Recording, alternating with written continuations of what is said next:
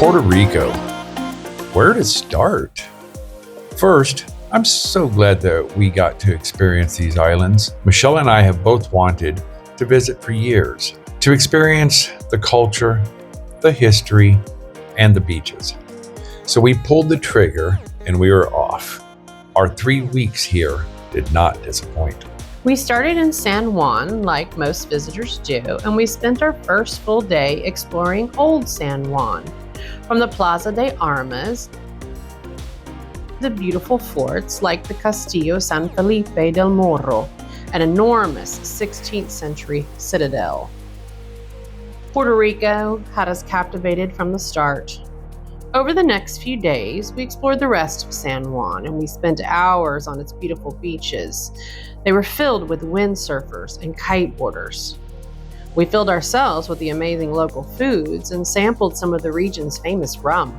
After all, this is where the pina colada was created.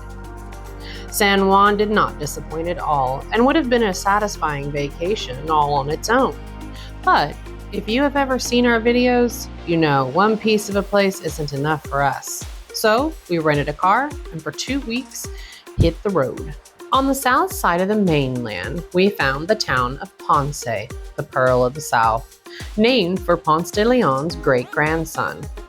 In the old part of the city, there are numerous places to visit that are worth the visit. Parque de Bombas, with its firefighters museum, is interesting to say the least, and a hard place to miss. And the adjoining park and fountain are quite beautiful. On the edge of town is Tibes, a pre-Columbian archaeological site and museum. Puerto Rico has a rich history dating back thousands of years before Columbus discovered the lands. And of course, I was in heaven exploring the ruins and history. But Brian needed beaches, so we set off again and headed to the west coast. Aguadillo, Crash Boat Beach, the lighthouse at Cabo Rojo, Boquerón, Tres Hermanos Beach, and on and on. I thought I had found the best of Puerto Rico. Beaches, sunsets, more beaches. But for me, the highlight of the west coast had to be the lighthouse at Cabo Rojo. The lighthouse sits atop the majestic cliffs of Cabo Rojo, but on the south side of the lighthouse is a narrow passage into a beautiful bay and crescent beach that would be hard to top anywhere. The water, sand, and vibe are simply amazing. But there's more. A stone arch and cove are an excellent place to swim or to take that picture to remember your trip to Puerto Rico. Micro beaches filling the rest of the shoreline are awe-inspiring.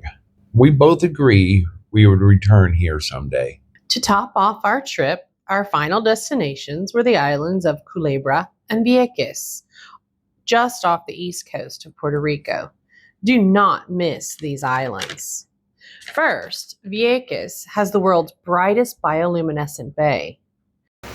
So we just arrived in Vieques off the east coast of the island of Puerto Rico. And we checked into our Airbnb, got our golf cart. You really need one here. And we ran over to the south side of the island, watched the sunset behind us. Beautiful. And before we get back to our sunsetters, tonight we're doing the bioluminescent bay. That's the big reason that we're here, right? Yes, it's supposed to be the #1 bioluminescent bay in the whole world. And we're gonna kayak through it on glass bottom boats. It better be good. The tour of the bay on a dark night with no moon was the most magical experience and is the island's #1 attraction. When booking, be sure to check the reviews. Some tours are 20 minutes. Ours was an hour and a half. Most tours are priced similar, so a little research goes a long way. Rent a golf cart when you get to the island and book a room for at least 1 night minimum. We stayed 2 nights and felt it wasn't enough to explore all the natural beauty of the island. Finally, Culebra is Puerto Rico's best experience. And if you miss it, well, you missed Puerto Rico. Snorkeling with sea turtles at Tamarindo Beach should be a must for everyone. Most of my experience with sea turtles have been brief since they tend to shy away from humans. Not here. We found many, and they were at peace with us. don't touch, but definitely enjoy. Next to Tamarindo Beach, you will find the famous Flamenco Beach. Numerous websites list this beach as number 2 or 3 most beautiful beach in the world.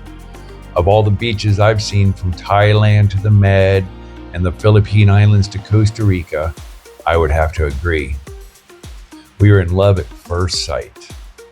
Again, spend at least one night or more if possible.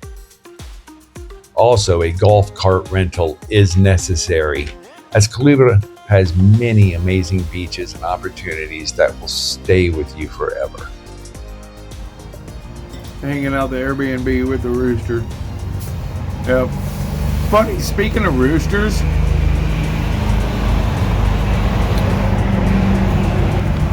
I woke up this morning thinking of chicken and dumplings and fried chicken and chicken fingers.